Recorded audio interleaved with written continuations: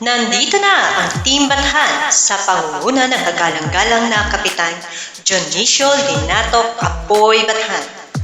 Kasama ang kanyang mga kagawad na laging maaasahan: Rico Hernandez, Iko Andal, Dexter Manalo, Ulik Bukir, Madison Magbuhos, Apoy de Castro, Sherwin Mancha, Shawi Camus, Fernanda Musak Hernandez, Pelagio Piling Rojas, Winnie Santillan Vanet Linatok.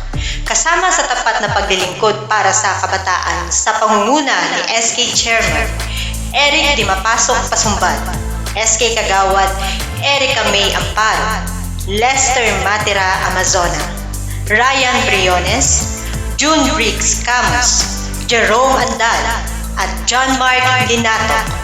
Inaasahan po namin ang inyong buong suporta para sa higit na ikagaganda at kauunlad ng ating barangay.